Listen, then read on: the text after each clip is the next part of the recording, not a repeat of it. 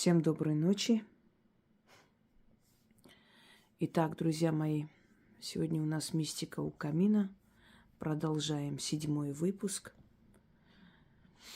Хочу вам напомнить еще раз, что вы можете свои мистические истории отправить Яне любой день, кроме выходных, до 10 вечера. Рассказать в текстовом формате внятно, и я зачитаю вашу историю и отвечу. Тут у нас урчание, услышите, не удивляйтесь. Рыжик тут возле моих ног лежит, спит. Облюбовал он это место, теперь там и спит. Мягко, хорошо, да, постелили ему. А внизу наши собаки храпят, как дедушки старые. Так что под это урчание и храп мы с вами продолжим рассказы, потому что эти рассказы это не просто как бы передача вам из уст в уста, но еще и объяснение, почему, к чему, то есть, да, к чему это все. И очень может быть, что у кого-то похожая была ситуация, и он услышит ответ на свой вопрос, который его мучил. Кроме всего прочего, хочу вам напомнить, что у нас есть мистические истории, встречи с призраками, по-моему, встречи с духами, или я такое еще не называла, не помню. Ночная мистика, мистические истории у костра, очень много, мир духов и прочее. За эти несколько лет, может быть, 3 года с чем-то, да, огромное количество таких рассказов, которые мы с вами читали. Я объясняла, в этом году у нас эфиров практически нет, потому что в России не везде ловит, точнее, не везде открывается эфир через VPN, не очень качественный эфир, поэтому я не хочу. Одно слово слышно, 2 слова нет. И я решила, что ничего страшного. Знаете, никто волосы рвать не будет по поводу их санкций. Перетерпим. И не такое бывало. Не менее интересно слушать видеоролики, не обязательно эфиры. Какая разница? Все равно я отвечаю на интересующие вас вопросы. Правильно? Итак, поехали. Добрый вечер, уважаемая Яна. Хочу описать мистику из жизни. Это было в 1950 году. Моему брату был годик, и он умер. Его приготовили и уже лежал на лавке. И кто-то сказал маме, как он какой-то ведуньи. Неправильно писали, ничего страшного. И она на ночь глядя побежала к ней. Я уже не помню того рассказа мамы, но она деду пообещала к нему на похороны приехать. А когда пришла домой, сынок играл, как будто не было того кошмара. Только судьба у него по жизни так и не сложилась. Возможно, это потому, что вернули его оттуда. Не совсем поняла, какому деду пообещала.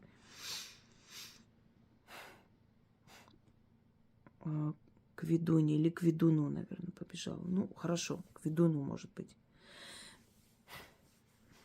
Значит, хочу вам сказать, что есть очень могущественные колдуны, были и будут. Есть очень сильные ведьмы, но ни один из этих людей не способен воскрешать из мертвых. И поэтому, если бы ваш брат был мертв, никто бы его не вернул к жизни. Скорее всего, это была клиническая смерть. И в деревнях очень часто клиническую смерть принимают за смерть настоящую. У нас в селе был случай в детстве моем, я слышала когда похоронили молодую женщину, и она пришла во сне к своей матери со словами: «Мама, зачем ты меня похоронила живьем?» Она с утра встала, подняла крик, собрала мужиков, заставила выкопать ее, потому что там прошло после похорон несколько дней всего лишь. И когда открыли гроб, увидели, что она, вся обшивка изнутри гроба была разорвана, она перевернулась и умерла. То есть задохнулась там. Ее действительно похоронили живьем. Так вот, ваш брат не был мертв. Никогда никому такое не говорите, что он был мертв, и его воскресили, что вернул к жизни ведун. Он не мог бы его вернуть к жизни никак.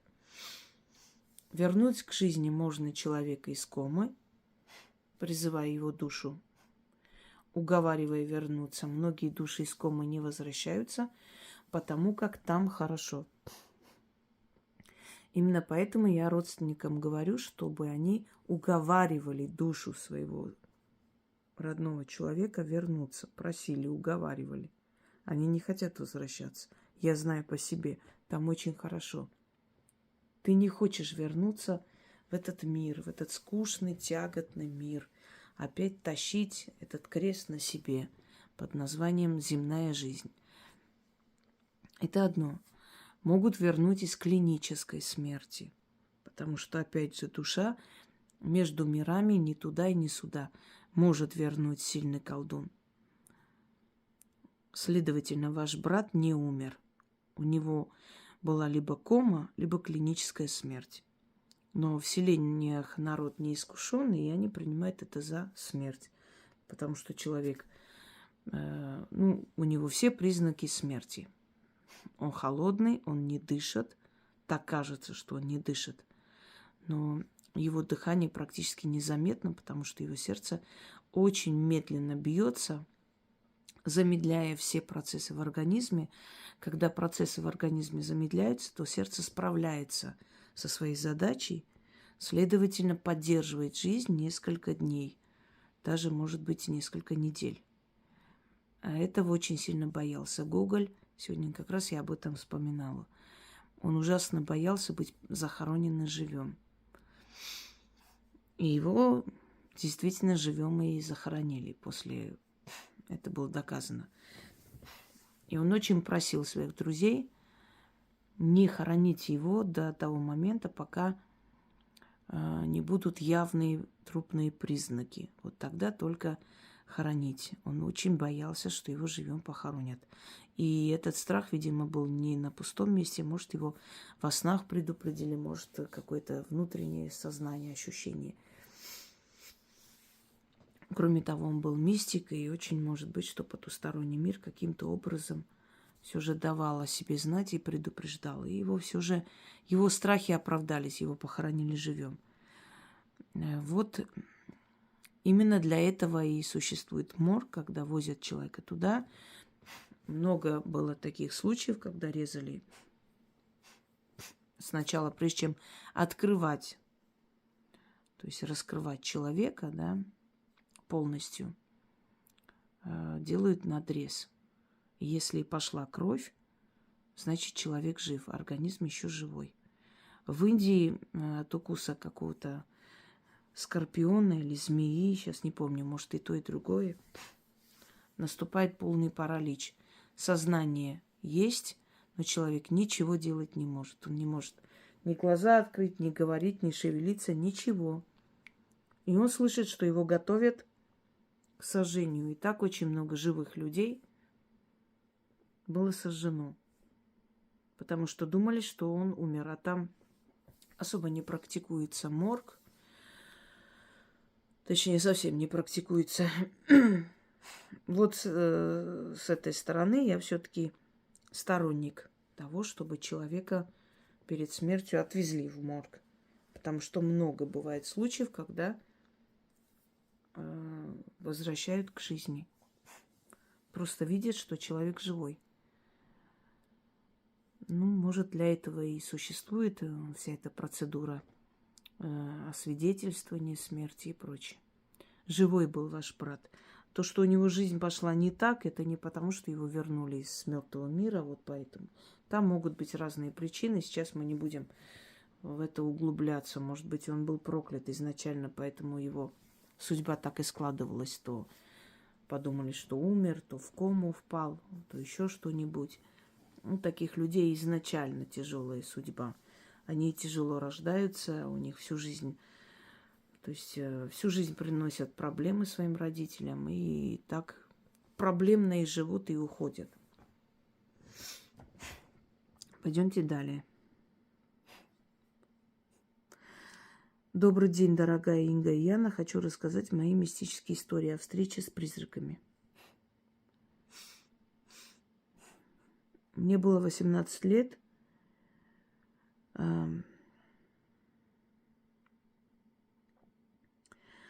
Я спала в комнате.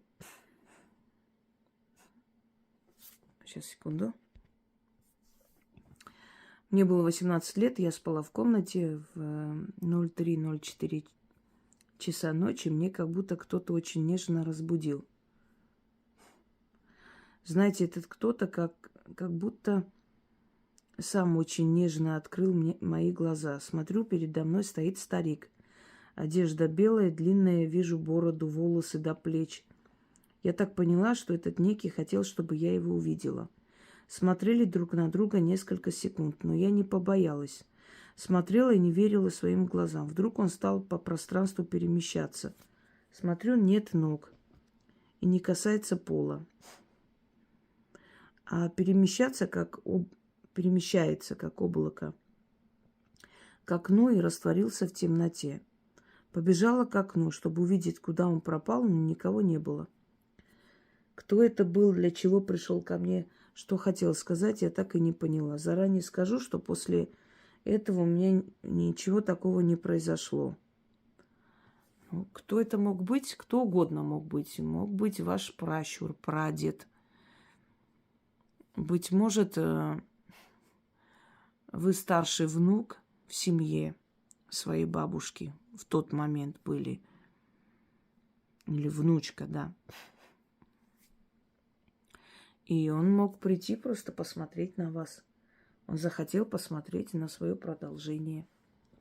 Мы не можем точно сказать, кто это может быть, потому что духи могут принимать любое обличие. Понимаете? Если после этого ничего такого страшного не произошло, скорее всего, мое предположение, опыт подсказывает, потому что таких историй я немало слышала, это, скорее всего, предок. Ваш далекий предок, родоначальник, может быть, в каком-то поколении. Потому что если дойти до Адама и Евы, это очень долго. Но обычно каждые 7 поколений род обновляется.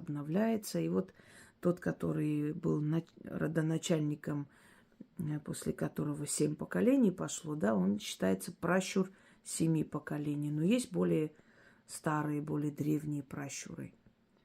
Дальше. Другая история. Были у меня очень трудные времена. Я оставалась одна со своими 2 маленькими детьми. Надо было как-то накормить и параллельно учиться, чтобы найти нормальную работу. Ну и после учебы было трудно найти работу. И почти каждый день по ночам плакала от безысходности. Вот и в очередной раз, когда дети спали, я сидела около них и плакала. Вдруг чувствую, что какая-то рука на моих коленях.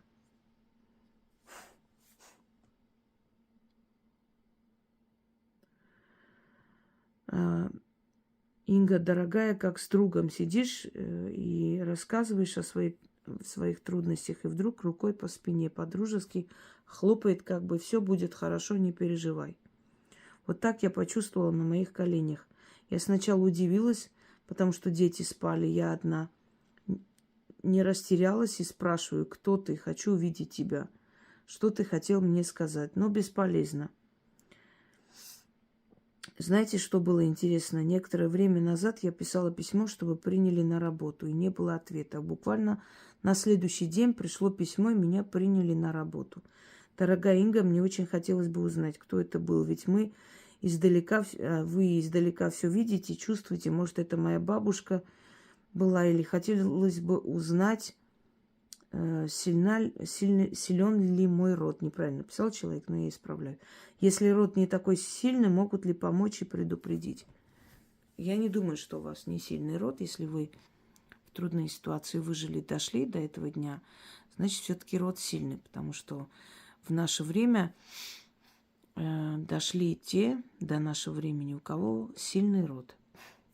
Остальные тысячелетия назад, 100 лет назад полностью исчезли. Это первое. Второе. У меня была такая ситуация в жизни, когда точно такое же отчаяние, безысходность. Мне только похлопали по спине. Вот так вот, по-дружески. Тоже было очень тяжелое время. Мне тоже так похлопали по спине, и через некоторое время этот вопрос решился. Это ваш хранитель. Это сила, которая смотрит на ваши страдания, но не имеет права вмешиваться до поры до времени. Вот как операторы, которые снимают дикую природу, говорят, что мы не имеем права вмешиваться, мы можем только снимать. Хотя при желании могут помочь. Ну, я не понимаю этого, конечно. Ну, для них сюжет важнее. Неважно. Вот то же самое делает и ваш хранитель, дух, которого отправили вам помогать и спасать. Он не имеет права вмешиваться до поры до времени, пока вы определенные испытания не пройдете.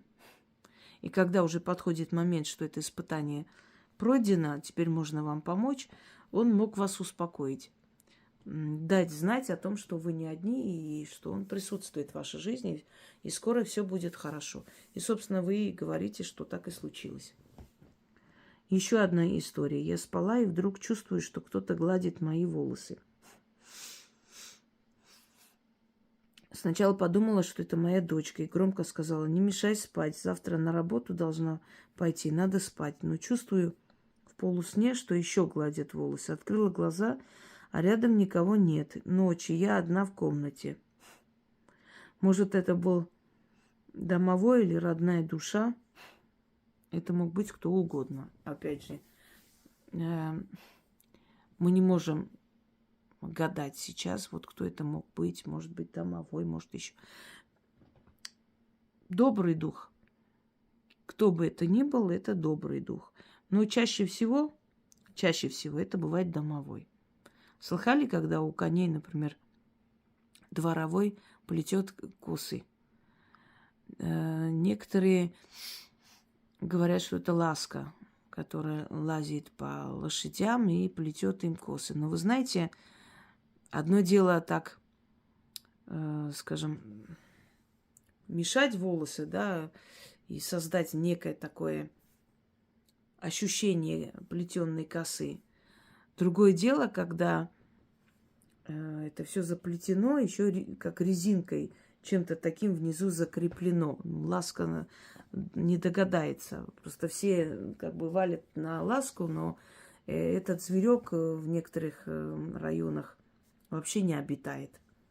А лошади бывают причесанные, у некоторых косычка.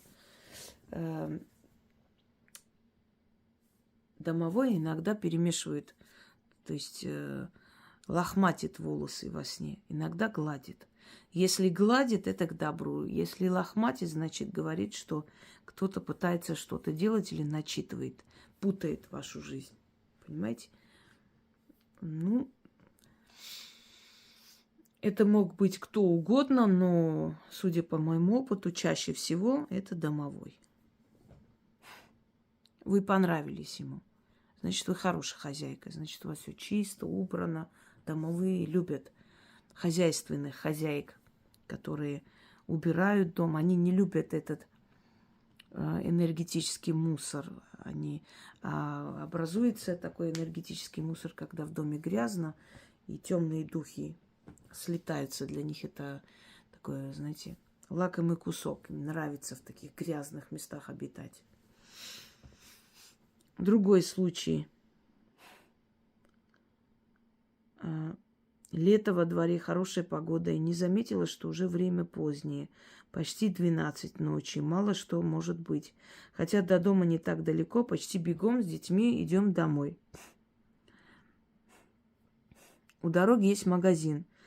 Он был закрыт, внутри не было света. Вокруг никого. Окна магазина стеклянные, большие. Смотрю, и внизу, что сзади нас идут три мужика. И мне стало еще страшнее. И вижу в стекле, как они друг с другом что-то обсуждают. Я своей старшей дочке спрашиваю: смотри, ты тоже видишь этих троих? Или мне кажется? А она тоже подтвердила. Подумала, сейчас повернусь, посмотреть, знакомые это пацаны или нет.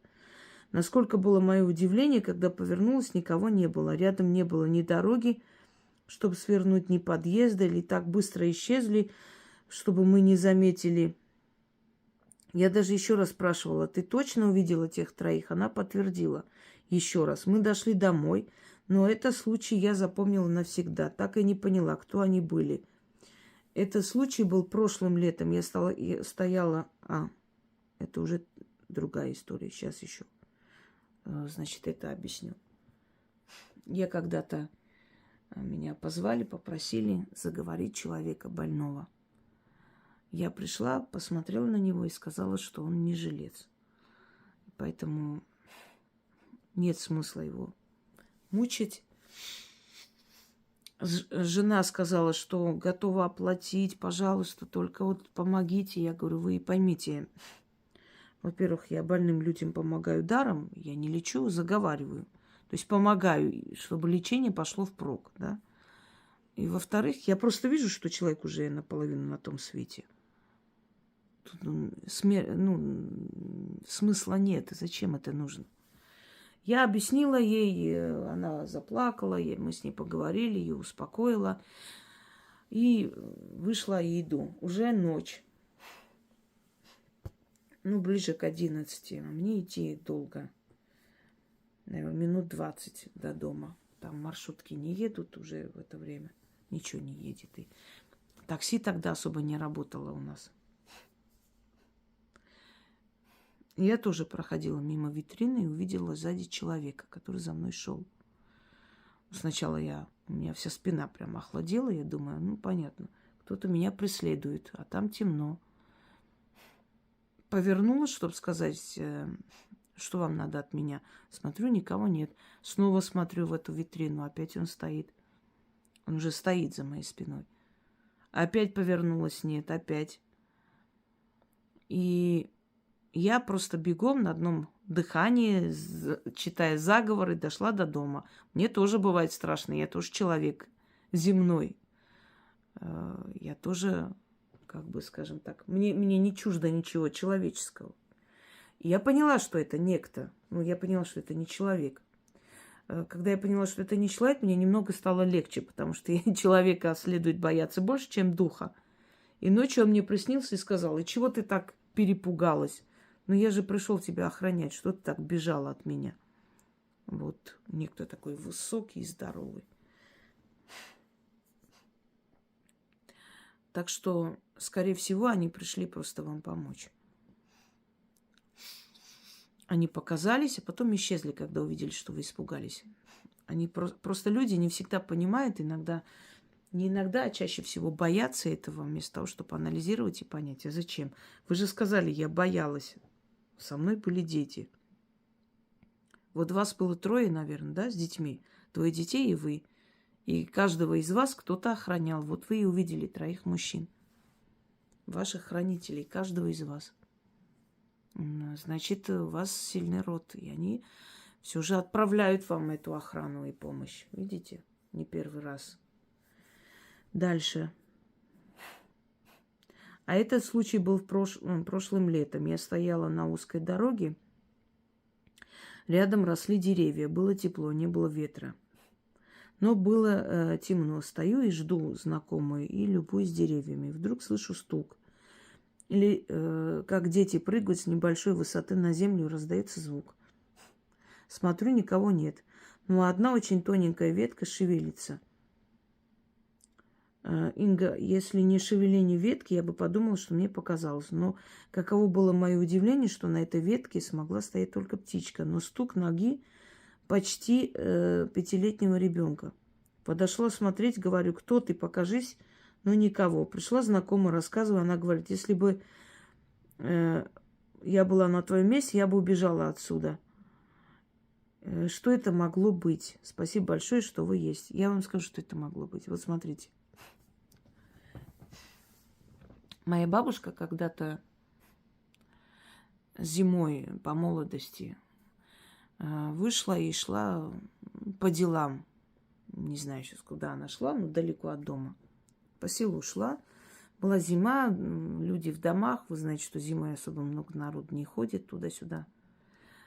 И она слышит, что там, где снежное поле, как будто по полю кто-то скользит. И такое ощущение, как кожу, знаете, разрывают. Там вот такой звук разорвавшейся кожи. Вот такой. И она тоже так приглянулась, подошла, никого нет. А этот звук идет из поля снежного. Испугалась, вернулась домой. Рассказала моей прабабушке, то есть свекрови своей, что звук какой-то, никого не видно, а вот как будто кто-то скользит, и вот этот вот. И она сказала, да не бойся ты, это духи катаются на коже, на кожаной какой-то там, как она сказала, сейчас не помню. Одним словом, катаются, и поэтому этот звук ты слышишь, что скользит, и как кожа, звук кожи. И она сказала это очень спокойно, без паники. Духи катаются, не бойся. Вот и я вам говорю, духи катаются. Души ушедших катаются. Может быть, возле этого дерева мальчик когда-то погиб. Может, с этого дерева упал лет 10-20 назад, если это старое дерево. И его душа навечно осталась там. И он все время там играется на этих ветках, поднимается, спускается. Вот и все. Есть много необъяснимых вещей на Земле. И они, конечно, эти необъяснимые вещи иногда внушают страх, ужас. Но когда вы не знаете, как это объяснить, просто воспринимайте спокойно, проходите мимо. Ведь они живут рядом с нами и в пространстве, так же, как и мы. Имеют такое же право жить в мироздании, как и мы. Кто сказал, что это наша собственность? Здесь миллиарды различных существ обитают. Пойдемте далее. Здравствуйте, дорогая Яна и Инга. Хочу рассказать вам мистическую историю. Может, мне повезет. Инга, когда-нибудь, может, прольет свет на то, что это было. Вот повезло вам.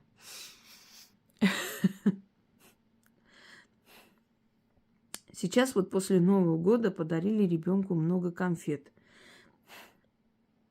Новогодние мешочки от дедушек, бабушек. И в саду, и мужу с работы. В общем, много. Они кучей лежали на кухне. Как-то муж пришел с ночной смены. Я как бы краем уха слышу, он вроде на кухне, думаю, чай пьет. Пойду спрошу, как он, что на работе. Пока собиралась, видимо, много времени прошло, он лег спать, а мне захотелось пить. Иду, смотрю, он не стал нас с ребенком будить, лег в дальней комнате. Я посмотрела, спит, храпит. Ну ладно, иду на кухню попить. Смотрю, стоит на кухне муж мой, который спит в комнате сейчас. Стоит и не то, что что-то ест, а просто уничтожает конфеты. Ё-моё, ест, на меня смотрит, полный рот конфет и улыбается. Я в ужасе, просто страх, ужас. Растерялась, дыхание перехватило. Я просто спиной пошла обратно к нему, лицом. Боюсь отворачиваться и потихоньку обратно к кровати. Говорить и кричать не могу. Просто в мыслях было: не подходи, не трогай меня. Я, значит, иду, он за мной. Самое ужасное было то, что, проходя мимо комнаты, где спал муж, самое ужасное было, проходя мимо комнаты, где спал муж, видеть их обоих. Это да, это страшно жуткое состояние. видеть их обоих. А тут улыбается, просто за мной идет. Я зашла в комнату, где спала в кровати, и тот дальше не пошел. Постоял, улыбнулся, зашел к мужу. То есть разошлись по комнатам. Я кое-как дождалась, когда рассвет, бегом к мужу захожу. С ним все в порядке. Но что это было и зачем? Конфеты проверили? Кто-то действительно их съел или просто вы увидели это видение? Это нехорошо. Это вы увидели доппельгангера, его двойника. Двойник приходит в этот мир, чтобы обменяться местами. Он приходит в этот мир, и тот, кого он представляет, изображает, уйдет. Вашего мужа надо отчитать. Это некий призрак, его двойник. И когда люди видят, неважно в каких обстоятельствах, могут на улице увидеть, поздороваться, а человек не реагирует. Приходит на работу, а он на работе. Как, ты же только что там был? Не было меня там, я тут сижу. И все смотрят на тебя как-то странно. Да нет, я сейчас проходила, ты же не поздоровался, это был ты. Да не я. А у тебя есть брат-близнец? Нету. Но ты был, вот твои вещи, твоя сумка, не было меня. И через несколько дней этот человек умирает. Звонят, говорят, вот сердцем стало плохо и так далее. Я вам рассказывала историю, когда у нас одна гулёна допрыгалась. Приезжал муж, привозил ее все в общежитие, оставлял. У нас общежитие было очень строгое. Там женщина у нас когда-то работала надзирательницей лагеря, никого не пускала после 9 вечера. Но она с ней как-то договорилась. И каждый день шла на свидание к одному, ко второму. У нас внизу был гостиница «Турист». Сейчас убрали и сделали там набережные красиво, прям возле подножия Мамаева кургана в Волгограде. И когда поднимаешься на Мамаев курган, тогда еще не было этого храма всех святых, сейчас сделали. А парк был, и сейчас есть лес, лесопарковая зона. И она пошла на свидание. А мне как-то не очень, не по себе. Я ее отговариваю, да ничего не будет. И мало того, что это аморально изменять мужу, так она еще идет ночью, непонятно кому. И она вернулась в ужасе и сказала, что она подошла к парку, уже идет, и увидела саму себя, которая стояла возле дороги, смотрела на нее. Только у нее были черная одежда. Она смотрела на нее так внимательно. Она говорит, мне такое ощущение, как будто меня сейчас сердце остановится от ужаса. Посмотрела на нее, отвернулась и пошла прямо в лес. А эта мадам бегом обратно. Пришла вся бледная, трясется, несколько дней болела. Потом оказалось, что тот, с кем она шла навстречу, маньяк. Кстати, в Волгограде их не меньше было, чем в Ростове. Ростов прославленный, но в Волгограде тоже их очень много ловили. По крайней мере, всю мою юность, я помню, их ловили. И на этот случай этот двойник спас ей жизнь. Она просто... То есть этот двойник показал ей, что будет с ней, если она пойдет в этот лес. Это опасно. Надо отчитать вашего мужа, и надо дом очистить. Он поселился, он пришел, и он так просто не уйдет. Даже если бы вы крикнули, никто бы не проснулся. Он бы вам ничего не сделал, по сути. Он просто пришел, показался и сказал, что скоро обменяется местами с вашим мужем. Понимаете, это не обязательно сегодня, завтра, через месяц. Это может быть в течение года, 2. Но это случится. Так.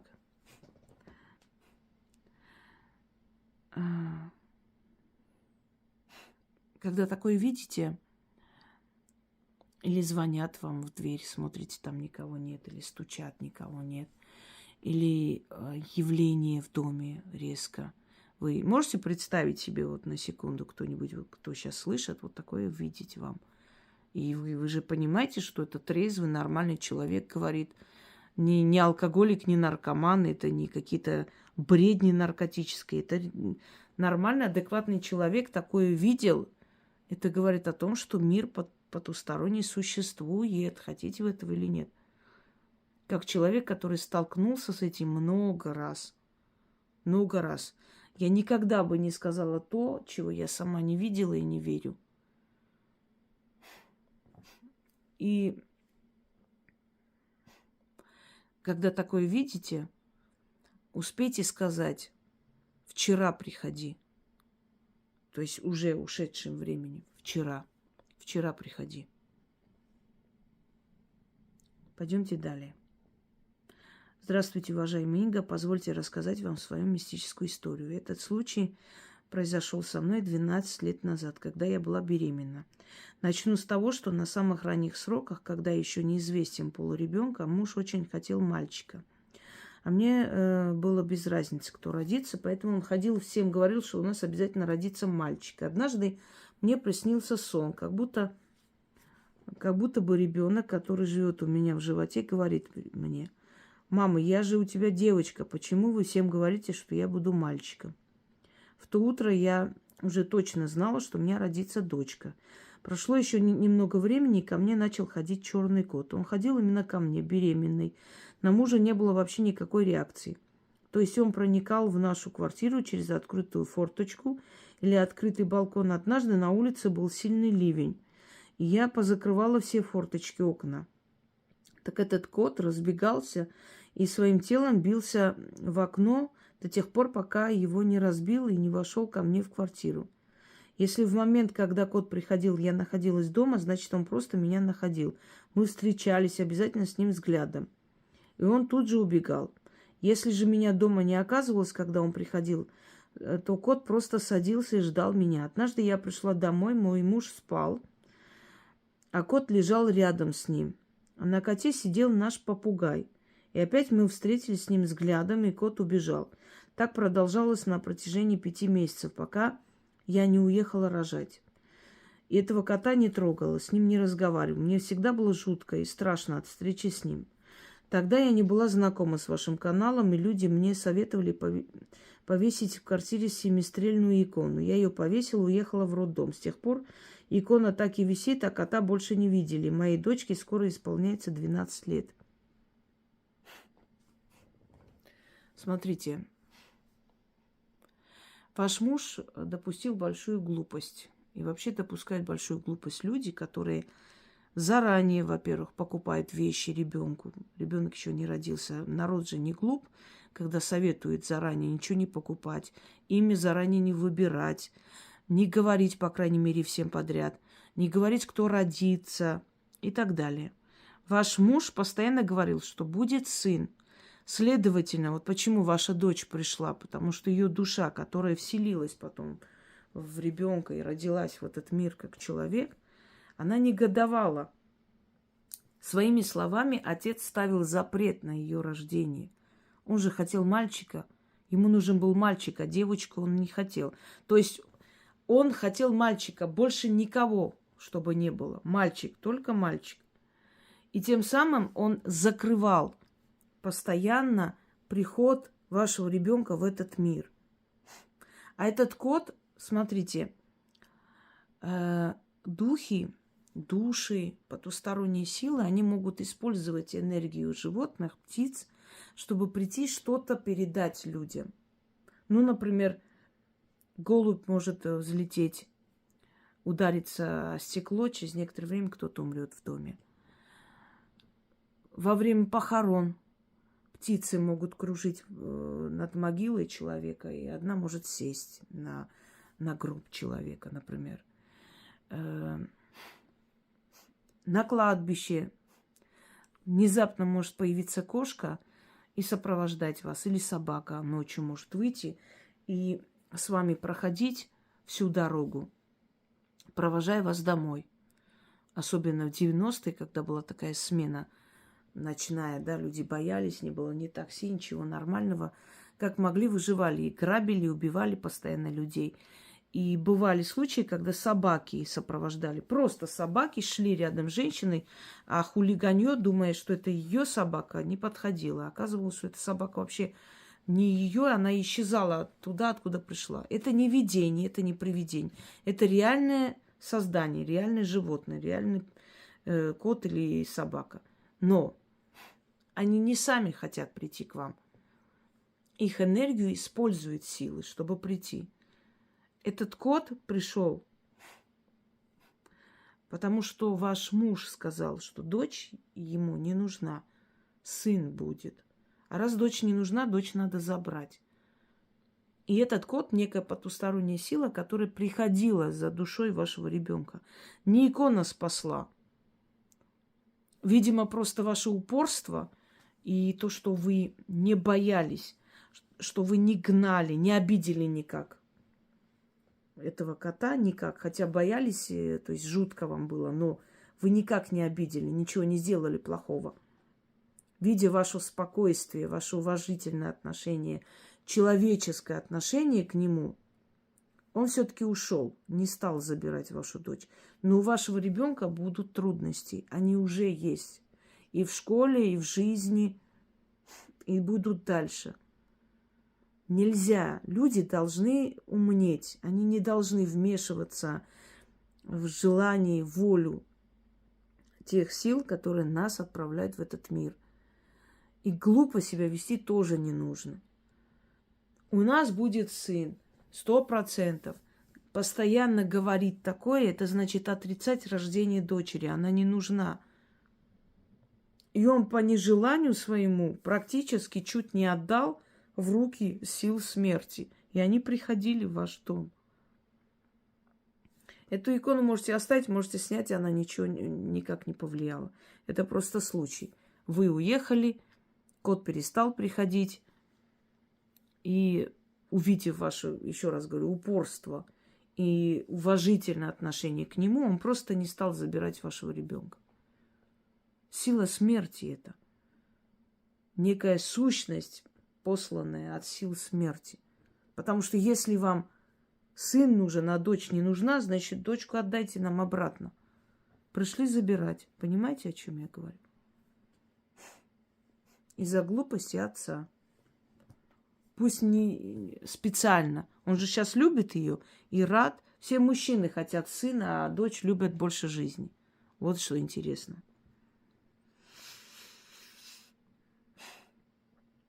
Вот 12 лет ей. 13-летний рубеж очень опасен. Много читайте ей защиту.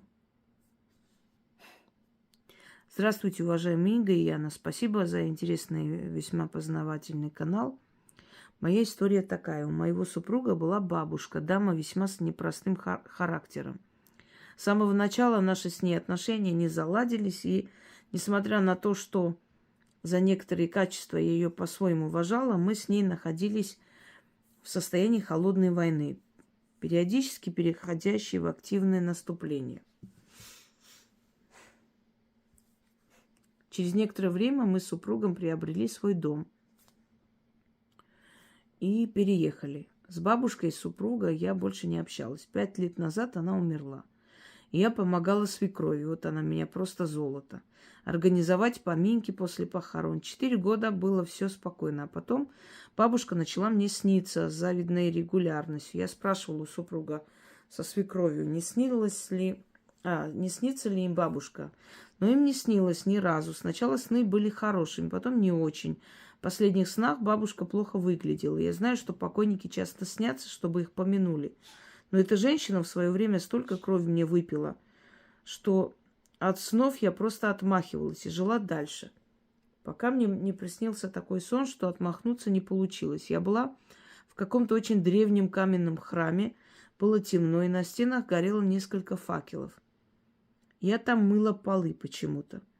А потом я услышала жуткий смех и женский голос, как раскат грома. Она спросила меня, не страшно ли мне находиться в храме темных богов. А я поняла, что не страшно, вот совсем. И я ответила, что нет, и что я чту темных богов так же, как и светлых. Тогда мне ответили, хорошо, проходи. И в полу открылся ход с каменной лестницей. Я пошла вниз и оказалась в каком-то холодном темном каменном помещении. А вокруг туман. Потом я пригляделась и увидела, что это не туман, а неупокоенные души снуют туда-сюда. Но страшно мне не было. Шестым чувством я поняла, что они ничего мне не сделают, потому что я живая. Я пошла дальше и зашла в комнату, напоминающую тюремную камеру, только без решеток. Там я увидела бабушку супруга. Она сидела за столом, перед ней были две миски,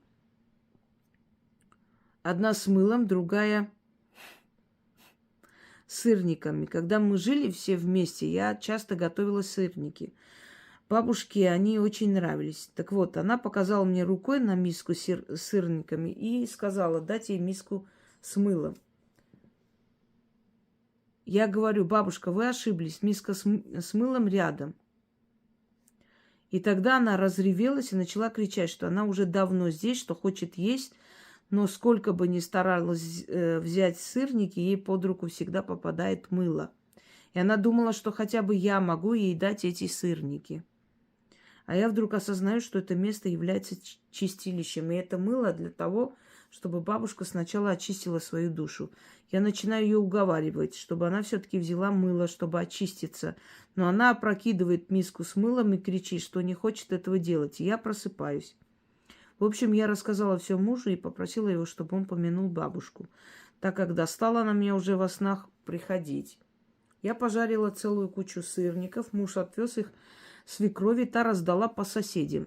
На следующий день мне звонит свекровь и говорит, что ей приснилась бабушка, подарила ей во сне красивый букет, сон был яркий, а бабушка довольный. Прошел год, больше бабушка никому не снилась. У меня 3 вопроса. Что это вообще такое было? Почему бабушка приходила именно ко мне, а не к своей дочери, любимому внуку, учитывая наши отношения? И почему после она свекрови приснилась, а мне даже не сказала, учитывая, что я у плиты целый час ее треклятые сырники жарила. С уважением, Юлия. Первое. Она снилась вам потому, что она обидела вас больше всех. Вот моя собака начала там тявкать. Эх, ночью снимать такие темы не очень хорошо. Но ничего, сейчас пойду узнаю, что там случилось, и приду. Видать, кого-то увидела. Итак, продолжу, потому что он там чего-то видит каждый раз, когда я снимаю. Немножко активность начинается в доме. И вот наш песик начинает там тявкать. Итак, почему она к вам пришла? Потому что она обидела вас больше всех последние годы. И, скорее всего, ей сказали, что нужно отмаливать у вас прощение, если она хочет, чтобы ее там простили и пустили ее дальше. То, что вы увидели чистилище, скорее всего, так и есть. Оно по-разному приходит и по-разному показывается. Но это тоже один из вариантов чистилища, кстати говоря.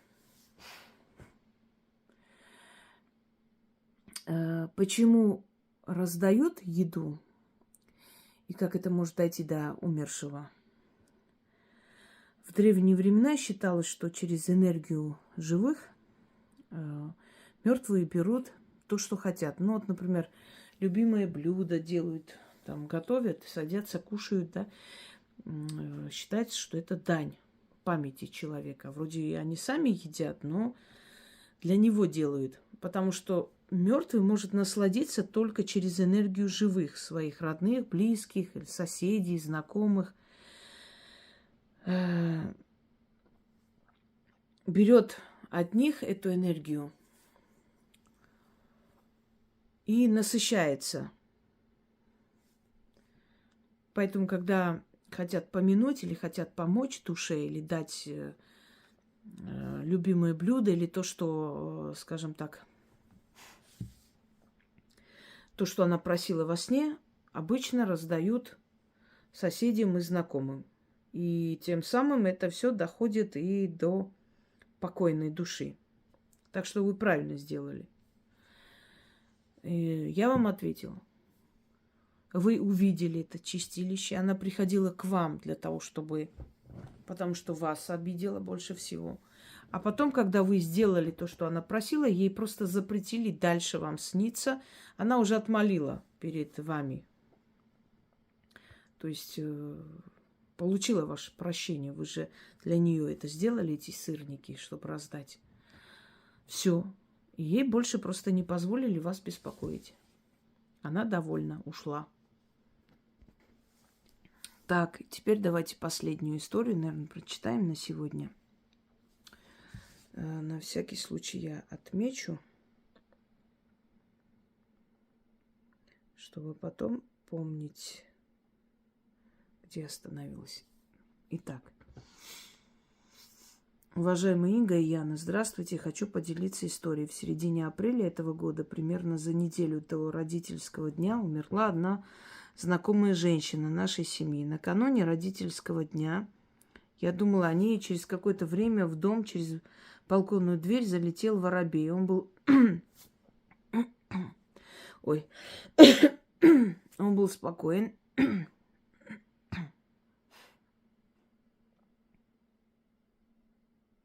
Просто летал по комнате туда-сюда.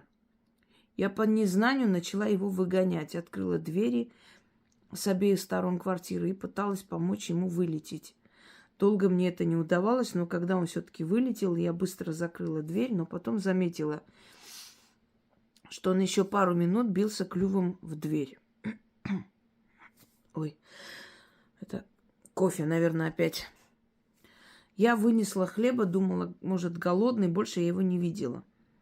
Я старалась не придавать этому никакого значения, но в конце недели мы уехали на отдых.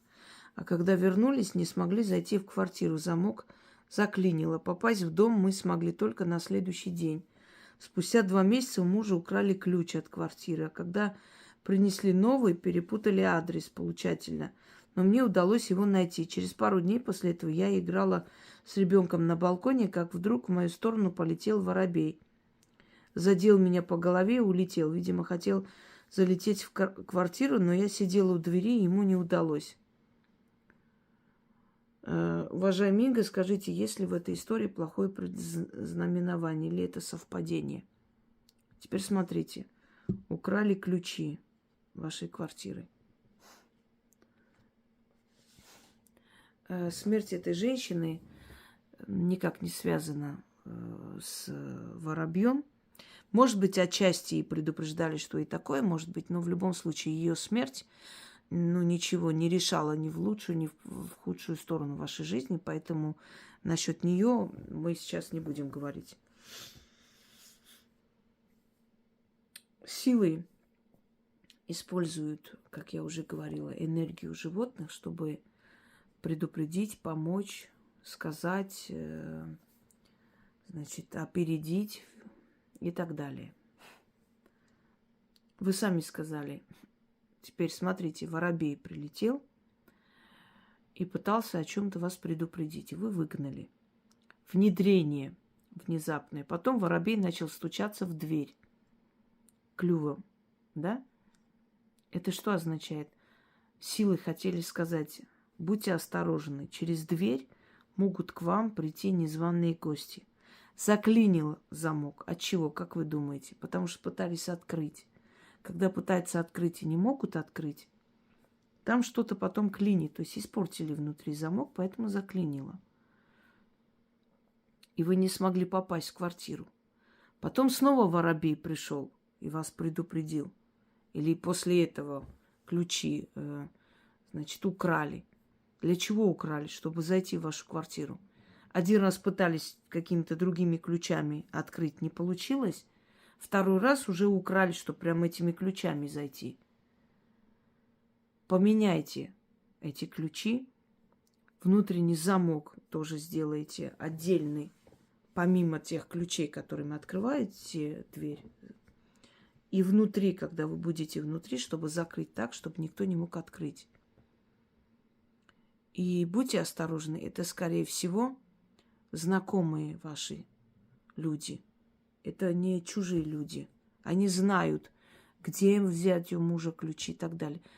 Вас предупреждают, что могут зайти в вашу квартиру. И это может закончиться плачевно. Начитайте защиту. Будьте осторожны с ключами. Сделайте другой замок. Несколько замков, несколько ключей внутри. Сделайте замок, когда вы все будете дома, чтобы закрыть еще раз дополнительно. Таким образом, чтобы снаружи открывая, внутрь не смогли зайти. Вас могут ограбить, могут зайти в ваш дом. Мало ли, какие у них намерения. Вот почему приходят эти птицы вас предупреждать, что вас могут убить в вашей квартире. Тьфу-тьфу-тьфу. Теперь поняли, почему? И каждый раз, когда воробьи приходят, у вас то ключи, то заклинивает дверь, то еще что-нибудь. На вашу квартиру нацелились и хотят туда зайти. Значит, есть что ограбить. А может быть, хотят отомстить. Мало ли что. Вас предупреждают духи. Будьте осторожны. Очень осторожны. И вот позовите знающего человека. Пусть посмотрит все эти замки. И своего человека, доверенного, доверенного. И так пойдет. Объясню, почему. Чаще всего те люди, которые делают замки, на всякий случай делают и дополнительные ключи. Эти люди иногда работают с домушниками, дают им наводку. Не сразу же, через месяц могут это сделать. И вы никогда не узнаете, как это случилось. Понимаете?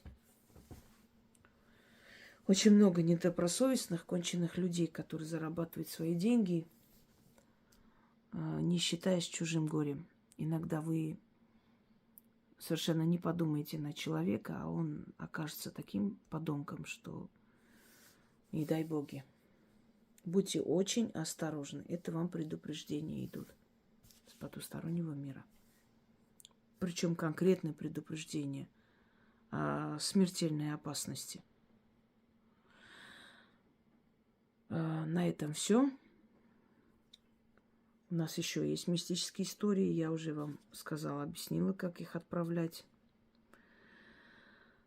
Всем удачи, всех благ и берегите свою жизнь и своих близких в нашем непростом мире.